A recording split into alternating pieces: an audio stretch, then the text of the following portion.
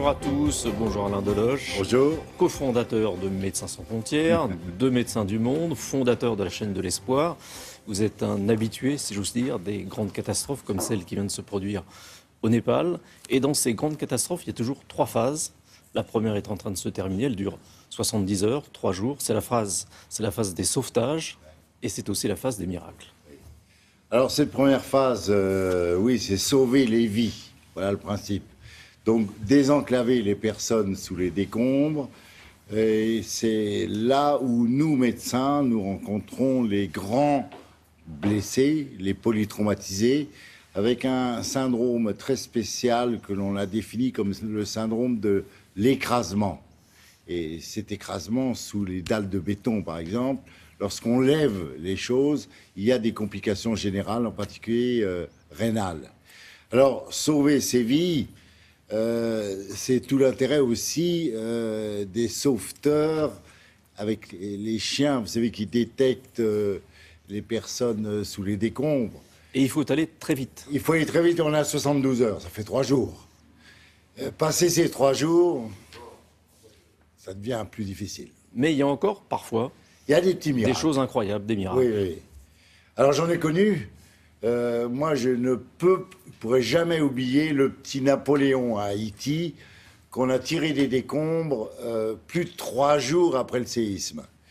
Et le plus frappant, c'est que sa maman était à côté. Il disait, je sais que Napoléon, qui était son prénom, ce petit garçon de 4 ans, pressentait qu'il était en vie.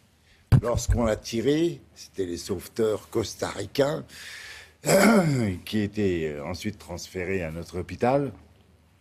Quelle émotion!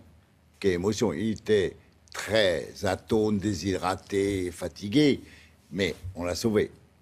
Est-ce qu'au Népal, à l'heure qu'il est, au moment où nous sommes, il y a encore des chances de sauver des vies humaines? On peut toujours penser au miracle, mais passer 3 jours, et là ça fait plus de 3 jours, le miracle se fait de plus en plus rare.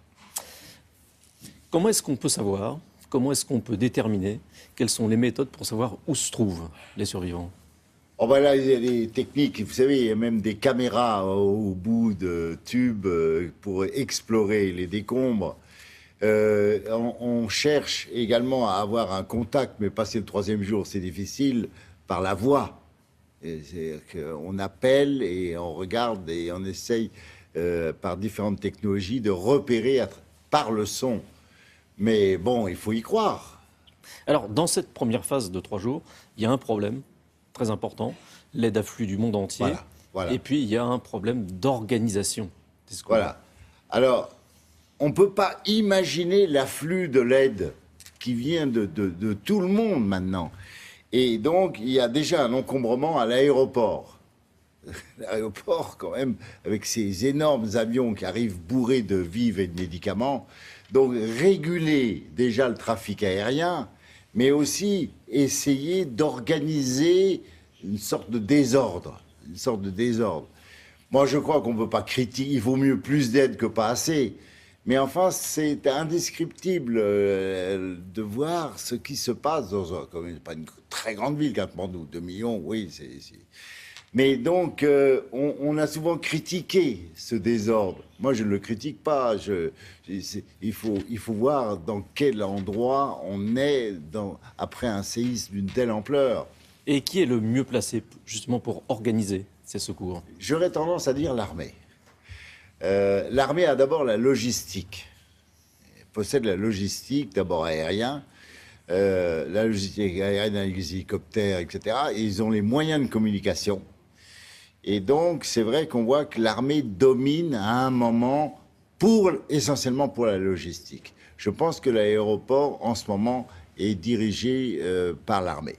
Alors, il y a cette première phase, qui est la phase des sauvetages. Oui. Il y a ensuite une seconde phase, peut-être plus délicate encore, plus difficile, c'est celle des soins. Je dirais plus délicate, oui, parce que vous vous trouvez avec des milliers, voire des millions de sans-abri, ce qui se passe en ce moment à Katmandou, et les parcs et les jardins deviennent des camps de réfugiés. C'est-à-dire, il y a 1 million d'enfants à la rue. Et donc, les problèmes se transforment. Nous, médecins, on reçoit des milliers de blessés, dont certains sont peu graves, mais certains sont encore graves. Et là, Autant la première phase, c'est sauver des vies, là, je dirais, c'est sauver des jambes ou des membres. Les fractures ouvertes. Et donc, Et le problème, c'est le grand débat de l'amputation. Je crois que c'est pas un faux débat, c'est un vrai débat. C'est vrai qu'on a tendance, une amputation est plus rapide en termes d'efficacité. Mais quand même, notre philosophie à nous, à la chaîne de l'espoir, c'est essayer de conserver les membres, surtout les enfants. Et un des problèmes, c'est que les blessés ne veulent pas aller à l'hôpital parce qu'ils craignent les répliques. C'est ce qui se passe au grand hôpital de Katmandou, l'hôpital Bir en ce moment. C'est que les malades ont même évacué, ne veulent pas être à l'intérieur de l'hôpital à cause des répliques. Répliques, c'est épouvantable. Et donc, ça explique pourquoi les gens ne veulent pas réintégrer leur maison. Et les hôpitaux sont obligés d'établir autour, dans leur enceinte, des espèces de camps de fortune avec des salles d'opération de fortune. Et donc, c'est un grand désordre. La troisième phase, c'est celle de la reconstruction. C'est la plus longue. Alors, toujours la deuxième phase, n'oublions pas les vivres et l'eau potable. Et les épidémies. C'est là où on peut voir le début d'épidémies comme le choléra. Et ça, c'est la deuxième ou la troisième catastrophe sur la première. Alors, la troisième phase est très importante. Elle commence même, je dirais, au premier mois, qui est la reconstruction, la remise en ordre du système de santé, et même d'autant plus difficile que dans la plupart des cas, ces grandes catastrophes se produisent dans des pays très pauvres.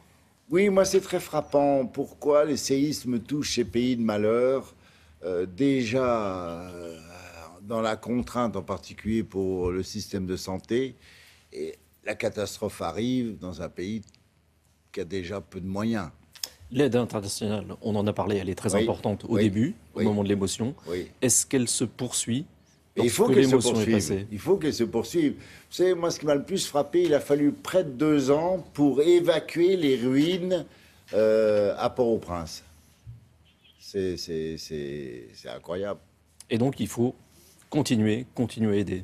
Bon, au nom d'une solidarité élémentaire, oui, et pensons aux enfants surtout. Et s'il y a trop d'aide, c'est pas si grave, finalement. Donc nous, la chaîne de l'espoir, nous envoyons toujours des équipes très ciblées. Là, on a envoyé une équipe de chirurgiens orthopédistes spécialisés en pédiatrie. Et nous, on essaye d'être très précis dans notre aide. Merci. Thierry, c'est à vous. Merci beaucoup, messieurs. Professeur Deloche, on va continuer à vous aider. Petit rappel des faits qu'on évoque depuis samedi 25 avril. Le Népal donc, a été frappé par le séisme le plus meurtrier depuis 1934, faisant de nombreux morts, des blessés, des dégâts considérables d'une rare violence. Alors France Télévisions, justement, lance un appel à la générosité en partenariat avec la Fondation de France. Alors les sommes collectées via Solidarité Népal seront redistribuées aux différentes associations dont on a parlé il y a quelques instants, venant en aide aux victimes de ce séisme. Pour adresser vos dons, ce que vous allez faire à Solidarité Népal, 2 moyens qui sont mis à votre disposition par chèque bancaire. Vous pouvez envoyer à la Fondation de France, voilà, c'est noté, Solidarité Népal, boîte postale 22 75 008 Paris, ou alors en ligne www.fondationdefrance.org. On ne doute pas un seul instant de votre générosité. Merci beaucoup.